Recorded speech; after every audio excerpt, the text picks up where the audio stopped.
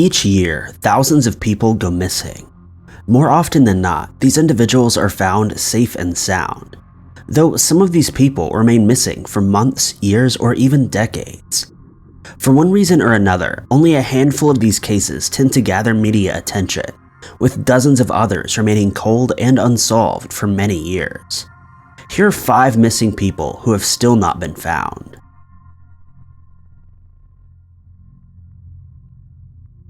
Number 5. It's been 20 years since the young woman, Brienne Wolgram, vanished mysteriously while out on a short errand. According to investigators, new evidence and information has been absent in the years following her disappearance. Sadly, this is one popular cold case that lacks momentum to ever be solved. It was September 5, 1998, when Brienne left her home in Revelstoke, British Columbia, late at night. She was last seen at a local 7-Eleven convenience store with 3 other girls around 11:30 p.m. that night. However, when it comes to confirmed details, this tidbit is all that stands. Surveillance footage of Brienne and the 3 young women was collected and reviewed by local law enforcement. A sketch artist was brought in to better detail the girl's face based on what could have been seen in the footage, which wasn't much. Only 2 of them could be accurately sketched, and to this day, none of these mysterious women could be correctly identified. Although it's clear that they were close to Brienne's age, friends and family members of the missing woman confirmed that this group of friends was not Brienne's usual companions. The victims never returned home, and eventually her parents, relatives, and close personal friends grew so worried about her well-being that she was reported missing to the local police department. A search was sparked, and little to nothing was ever found. A break in the case did bust out about 5 days after the girl vanished, when her recently purchased vehicle was found abandoned. Reddit user WhoDoneIt72 specified that the car was found 30 kilometers south of Revelstoke, up Echo Lake Road, and in the general direction of the Acocolex Falls and River. No signs of a struggle or bodily injury could be found inside the car, but it did become apparent that Brienne left behind her wallet, driver's license, and $200 in cash. This suggested that Brienne didn't plan to disappear or run away, seeing as she would have at least taken the cash to help her out on her vanishing. As mentioned before, this case has lacked activity for about 20 years now, with no evidence being found and the group of girls that accompanied Brienne to the store remaining unidentified. Her family, as well as law enforcement, still welcome any tips pertaining to Brienne or her fate. In fact, there's a monetary award of an unknown total being offered to witnesses or accomplices in the case. Number 4. Rico Harris was a talented athlete and basketball star that rose to a fair amount of fame when he made his athletic abilities his sole source of income. His talents were first discovered during his high school basketball career, where he brought heat to the game and proved he was worthy of bigger endeavors. According to his detailed Wikipedia page, he played a major role in taking the Los Angeles City College to its first state junior college title in 1997. Once he left college, he offered his skills to International Basketball League teams. He even held a position with the Harlem Globetrotters for some time. Of course, as with any athlete, the dream had come to an end when he started to lose his shine, getting older day by day. During his career, he'd faced troubled waters when it came to addiction. However, he picked himself up and got clean for the sake of his future. By October 2014, Rico had left his basketball career and many addictions behind and moved to Seattle with his girlfriend, whom he was very serious with. He wanted to start a new life where he could hold a normal job and spend time with the person he loved. Later reports shared that Rico was madly in love and wanted to start a family.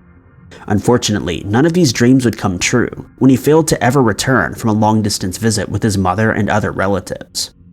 According to his best friend, David Lara, he wanted to visit home to discuss some childhood trauma and conflicts in his upbringing so that he could leave his demons behind and obtain closure. On October 9th, the night before his job interview in Seattle, he arrived in Alhambra, a Southern California city. On the ride there, he spoke to David Lara, and the pair shared a happy, lighthearted, and even inspiring conversation as Rico discussed his dreams of changing his life for the better, once and for all. Reports and evidence show that Rico took his younger brother out to eat that evening, and then returned to his mother's home to have a deep conversation. David later shared that he believed Rico was let down by the conversation and didn't gain what he wanted from it. This belief was also shared by Rico's mother, who reported that he left her home upset and unfulfilled. Surveillance footage confirmed that Rico took Interstate 5 and made a gas stop in Lodi, a town just south of Sacramento. He failed to return home that night, but the following morning, he called his longtime girlfriend, Jennifer Song, around 10:45 a.m. according to Wikipedia. In a voicemail, he shared that he was exhausted from his journey home thus far and would be stopping in the mountains to rest. This notion was immediately shocking since Rico had drastically unprepared for a nature hike, and even less prepared for a mountain hike. It also made little to no sense to his girlfriend that he would choose to rest in the mountains instead of booking a cheap hotel or napping in his car. Around 11:15 a.m. that same day, he turned his phone off and was never heard from or seen again. To this day, his disappearance remains a mystery, and even law enforcement have been left completely confused concerning the truth behind his disappearance. Number 3. The case of Mary Marshall Lands lacks updated information and has been sitting on a shelf as a cold case for about 16 years now. Sadly, her case hasn't moved forward since it was sparked in March of 2004. A short time before her disappearance, her family moved from Minnesota to California and begged their loved one to tag along.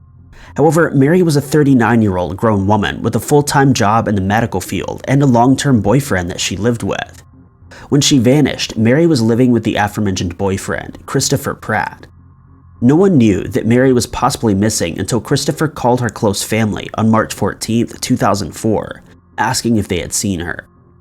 According to his questions and limited information, he worried that Mary had left him and run away with her family.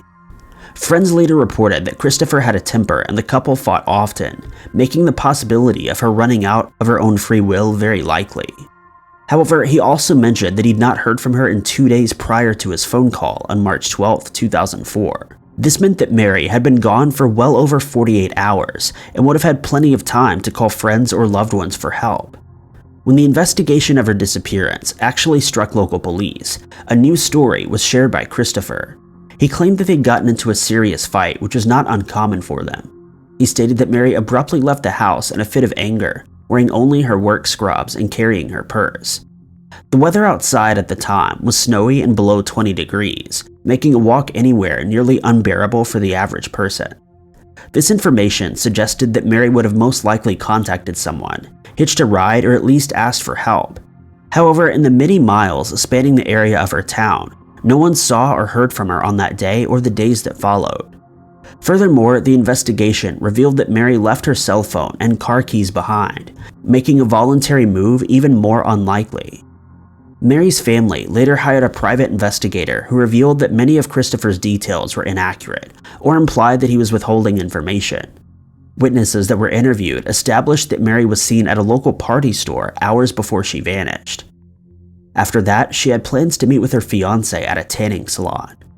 Apparently, once at the salon, the couple got into a heated argument and fled the scene. Mary had previously arranged plans with a close friend to hang out later that day. However, after not hearing from her, Mary's friend showed up at her home to pick her up. According to this friend's statement, Christopher told her that Mary was no longer able to go out. Filled with suspicion, the friend brushed her emotions aside and left without causing a fuss, something they likely would come to regret. The local law enforcement agents that were running the case used a variety of search methods not only in the early stages of the case, but even many years later. Not a single trace of Mary has been found since she allegedly left her home in the freezing cold late at night. While Christopher remains a person of interest, he's not been interrogated or even contacted since April of 2004. He has, however, built himself a criminal record after being charged with holding a new girlfriend captive and possibly assaulting a minor. Police claim that he's still a person of interest in Mary's case, but it seems that they're unable to move further. In 2011, Mary was presumed deceased, but her family still hopes to at least find some trace of her remains to bring the suspect closer to justice.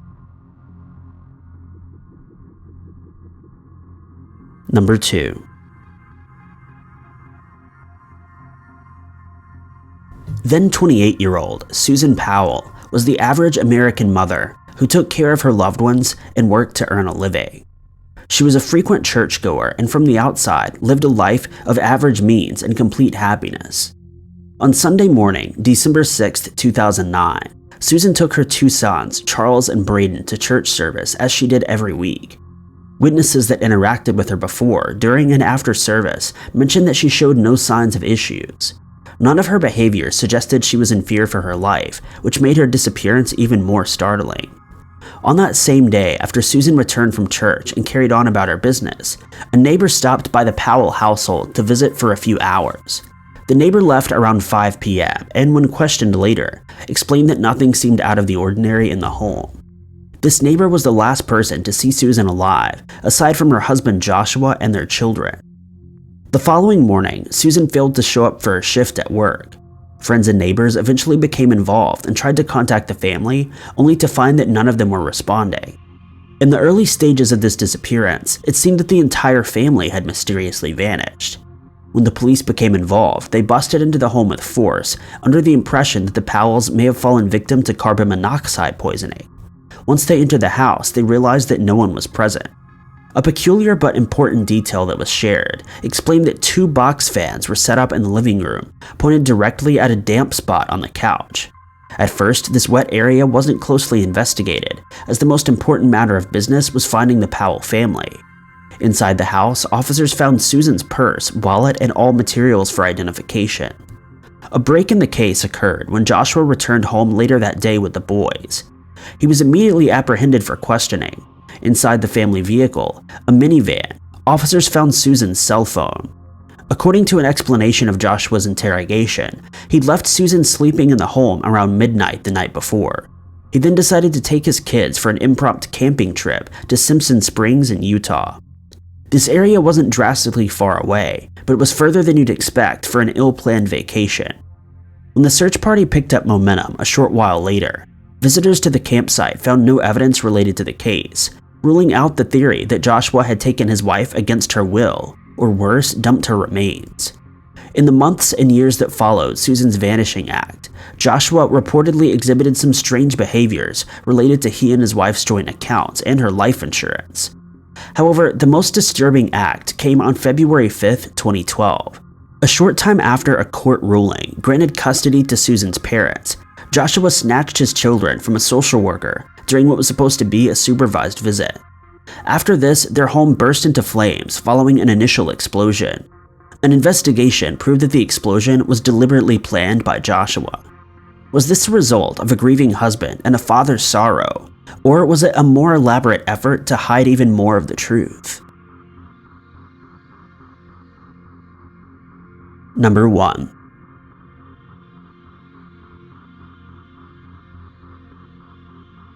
Amylynn Bradley was only 23 years old when she went missing in March of 1994.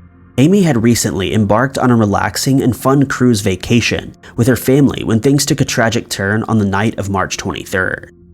Witnesses reported that she was last seen at a clubbing event on a cruise where she drank and partied with other cruise members.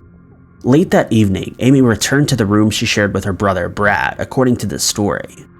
This notion was confirmed when Amy's father later came forward to report that he briefly woke up around 5 a.m. and saw Amy sitting on her room's balcony with her brother. It's assumed that after this, the siblings went to bed. However, the following morning, when their father entered the room to check on them, Amy was nowhere to be found.